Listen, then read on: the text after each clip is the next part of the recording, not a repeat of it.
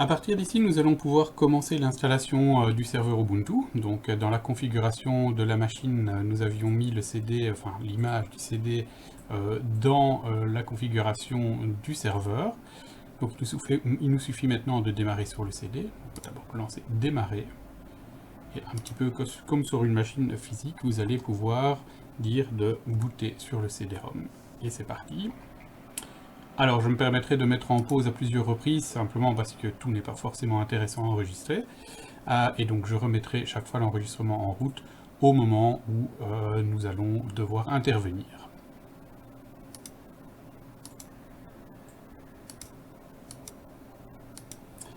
Voilà, à partir d'ici, nous allons pouvoir rentrer des informations de base. Donc, tout d'abord, nous allons pouvoir choisir la langue. Voilà, on va choisir en français. Vous pouvez le mettre en anglais, c'est à vous de voir. Alors, idéalement en anglais, simplement parce que nous allons voir des commandes parfois en anglais. Parfois, si vous mettez en français, pas de souci non plus. Alors, pour le clavier, là par contre, de toute façon, il vaut mieux que vous preniez le clavier qui va avec votre clavier. Chez moi, c'est un clavier belge.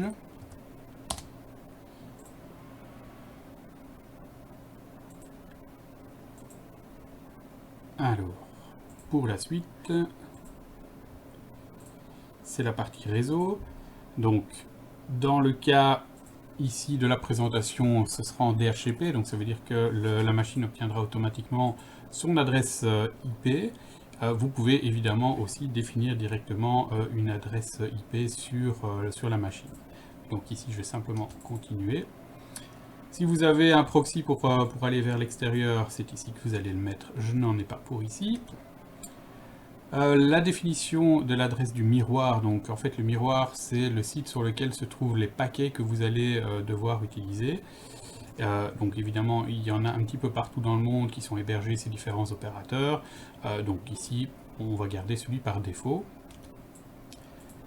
La configuration du partitionnement des disques, moi je vous conseille de laisser ce que Ubuntu vous propose de faire. La seule chose peut-être, c'est de supprimer le LVM, puisque ici on n'a qu'un seul disque et donc on ne va pas trop le repartitionner plus tard. Donc ça, je vous propose de l'enlever, mais vous pouvez le laisser, vraiment aucun souci par rapport à ça. Il vous indique ce qu'il va faire et voir si vous êtes d'accord. Donc aussi, on est d'accord, on continue. Est-ce que vous voulez continuer? Ma foi, je suis d'accord, donc je continue.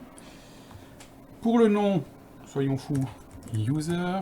Le nom de la machine, on va l'appeler démo. L'utilisateur, ce sera toujours user. Et devinez quel va être le mot de passe.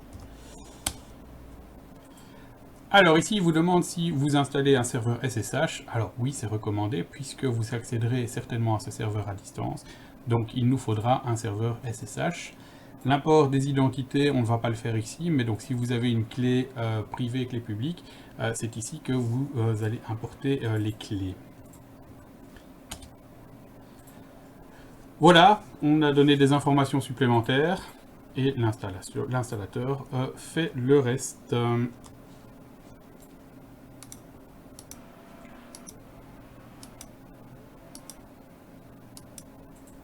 Nous arrivons à la fin de l'installation, donc à partir d'ici, nous allons simplement devoir faire un reboot et en toute logique, notre Ubuntu serveur devait être installé. C'est parti.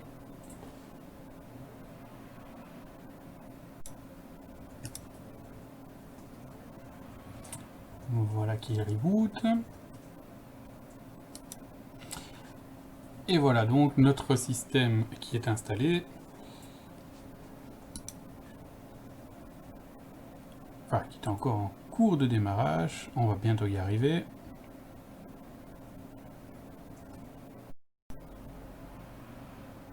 Voilà, donc on voit qu'il y a encore quelques services qui sont en train de démarrer, mais je suis sur la partie login.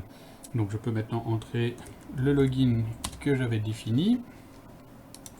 Donc vous vous rappelez user, le mot de passe user.